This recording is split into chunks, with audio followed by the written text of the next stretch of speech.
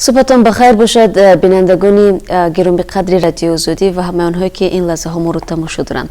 امروز جمعه است و در این روز سعید برایتان آرامش کامل و در خانه‌دانتان فیض و برکت می‌خواهیم. تبریک می‌بینیم ماه آخر زمستان امسال درآمد، یعنی امروز یکم فوریه است و خواهیم دید که این ماه چه خبر و حوادث رو با خود برای ما و شما خواهد آورد. اما تا اون وقت امروز از باد و هوا میگوییم و قبل از این رجوع میکنیم به خبرهایی که من در دستم دارم، خبرهای مربوط به تاجیکستان و جهان.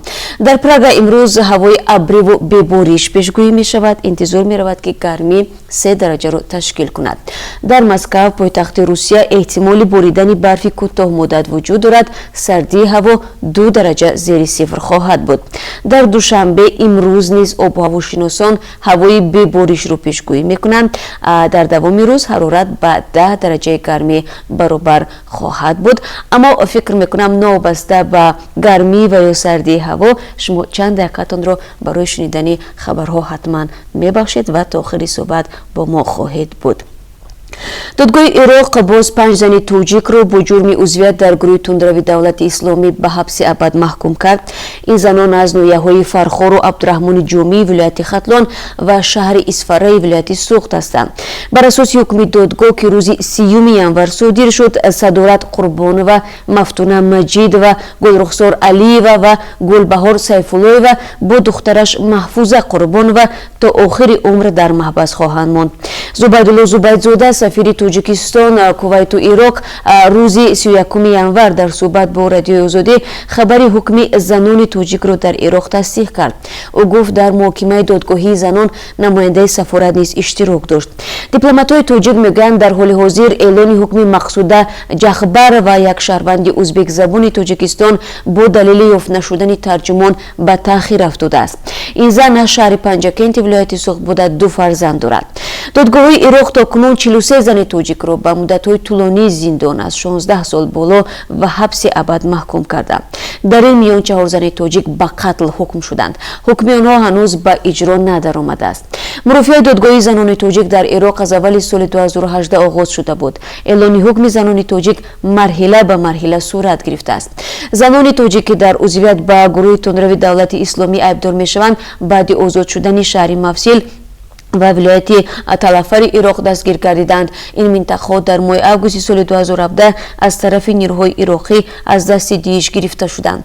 مقامات تاجیکستان میگویند فعلا مسئله فرستادن فرزندان این زنان محکوم شده به تاجیکستان بررسی می شود.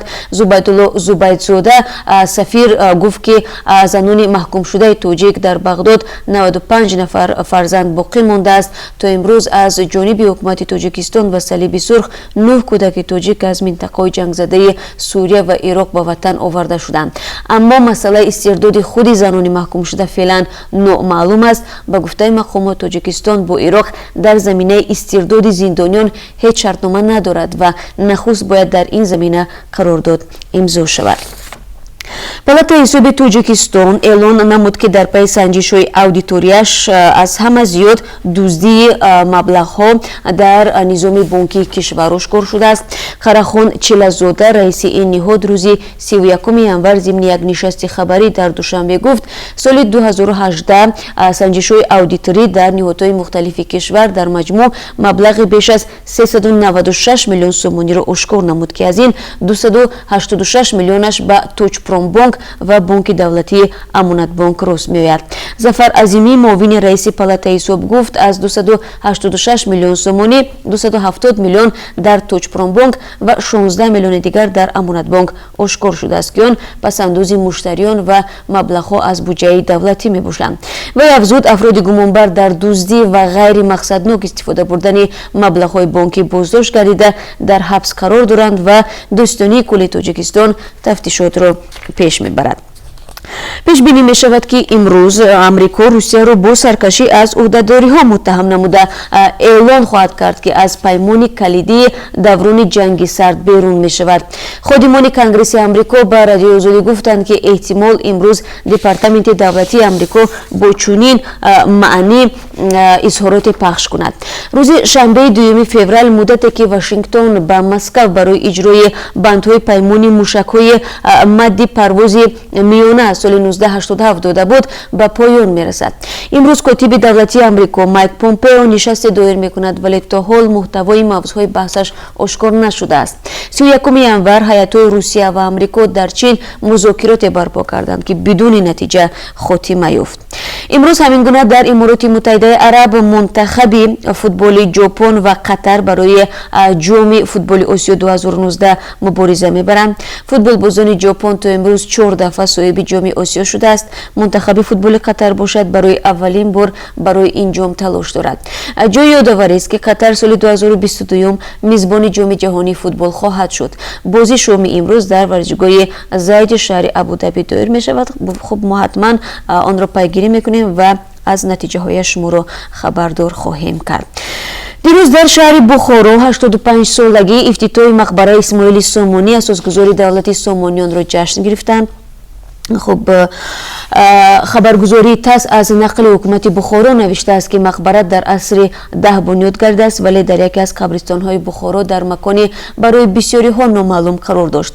آن را حفریت‌شناسان روس وسیلی ویاتکین کشف کرده است. منصبداران بخارا میگویند دیوارهای مقبره 2 متر پهنا دارد. از این رو در طول 10 عصر این بنا در شکل مکعب ساخته شده ویران نگردیده است.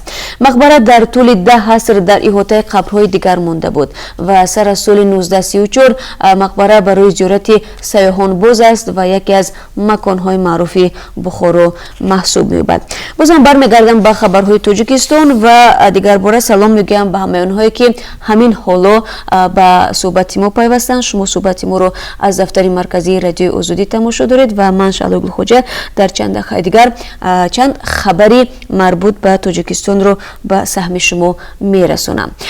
مقامات تاجیکستان میگویند واردات میوه از چین را موقتا منع کردند. جمشید نوسیروف سردار شعبه نظارت فیتوسانیتری کمیته امنیت عضوقواری تاجیکستان در این باره اطلاع داد. او گفت که سال گذشته از چین به تاجیکستان 1 کیلو میوه وارد نشد. این هم در حالی است که سالانه تا 250 تن میوه را از چین به بازارهای تاجیکستان وارد میکردند. جمشید نوسیروف در شرح اقدام مقامات گفت تشخیص متخصصان ساحه آشکار کرد که میوه های چینی از ارگانیسم های به طور گینی تغییر داده شده یعنی GMO هستند و استعمال آنها به سلامتی ساکنان کشور خطرناک می باشد. تاجیکستان حالا از چندین کشور به شمول ترکیه، روسیه، اکوادور، پاکستان و قرقیزستان میوه های تر و سیتروسی وارد می کند. بنا به اطلاع رسمی سال 2017 از 416 تن میوه تری که به این کشور از ترکیه و چین و قرقیزستان وارد شده بود حدود 250 تن را میوه چینی تشکیل میکرد. در سال 2018 همگی 96 تن آن هم از ترکیه و حدود 10 تن از قرقیزستان میوه تر عمدتاً سیب وارد شده است.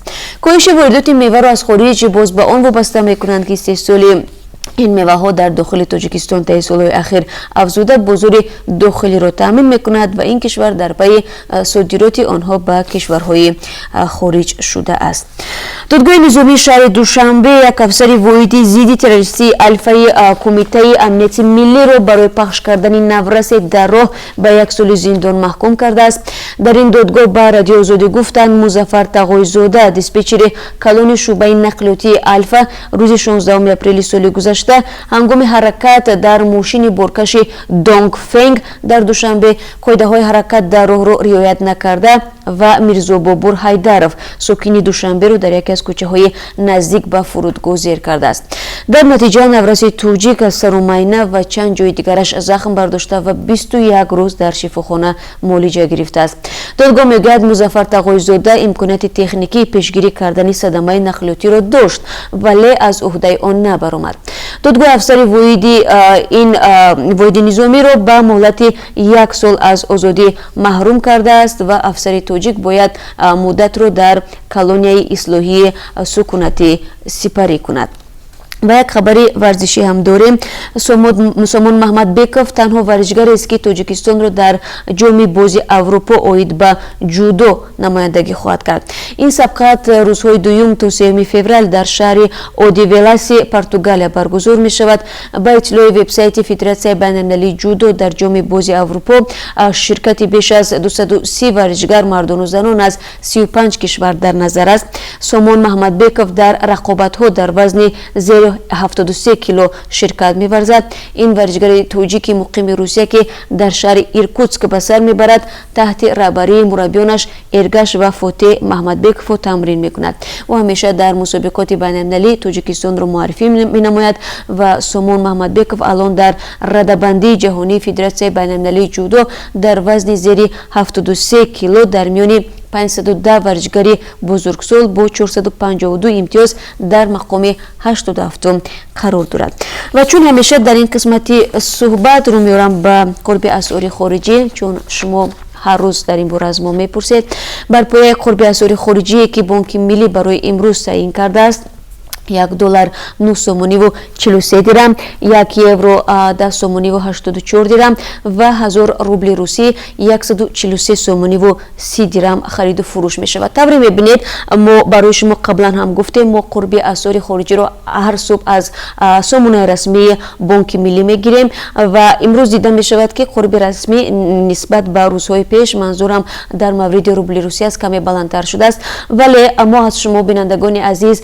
شکایت ها میگیریم که به هنگام خرید و فروش در بانک‌های تجارتی برای شما از اون رقمی که ما صبح میگیم کمتر میدین و برای شما میگیم که اگر شما با چنین حادثه روبرو شدید، با چنین مناسبت روبرو شدید، باید با بانک ملی در این مورد شکایت برید. شما میتونید با MBTTG وارد شوید که بانک رسمی بانک ملی است، وبسایت رسمی است و شما اونجا یک بخشی دارد که بخش شکایت ها است و میتونید شکایت های خود رو ارسال کنید. همین گونه شما اگر هر خبر و نوار و عکسی که دارید میتونید در اختیار ما بگذارید. شما زیاد درباره عفو مهاجران در روسیه بازم از ما سوال میکنید و من بار دیگر تکرار میکنم که هنوز در این زمینه هیچ خبری نوی نیست و هر خبری که شد چه از جانب تاجیکستان چه از جانب روسیه مطمئن باشید که ما اولین شده برای شما این خبر رو خواهیم رساند. یگانه چیزی که هفته گذشته معلوم گردید اینم از صحبت سفیر روسیه در تاجیکستان ایگور لیکن فرالوف بود که گفت که فعلا میون تاجیکستان و روسیه 6 لایحه هنگام بررسی قرار دارد که این لایحه ها مربوط به بود و باشی مهاجران تاجیک در روسیه است. شاید در این طرحها وابسته به آسانتر کردن زندگی مهاجران در روسیه چیزی گفته شود و اگر این طرحها قبول شوند یعنی امضا شوند باز در این باره ما مفصلتر برای شما خبر خواهیم داد. در مورد تقدیر سیومین که متهم در قتل و تجاوز دختری 5 ساله تاجیک است در روسیه هنوز یگان خبری نوی در دست ما نیست و هر گپی نوی که شد ما برای شما خبر میرسانیم و ما هر روز برای شما درباره رقم نوی وایبر، واتساپ و ایموی خودمون خبر میدیم و من یادآور میشوم که بینندگان عزیز شما با این رقم میتونید تنها ویدیو و عکسی که دارید بفرستید از جای حادثه و خبری تجلی که دارید بفرستید و ما خودمون وقتی که مواد را شما گرفتیم برایتون زنگ میزنیم و این رقم برای زنگ‌های تلفنی و صحبت‌های تلفنی نیست. تشکر میکنم که شما ما رو در این چند دقیقه تماشا کردید و من باز با خبرهای تازه شما رو در سرخط خبرهای روز و همین گونه در برنامه خبری منتظر میشوم. روز جمعه بار دیگر برای شما مبارک باشد.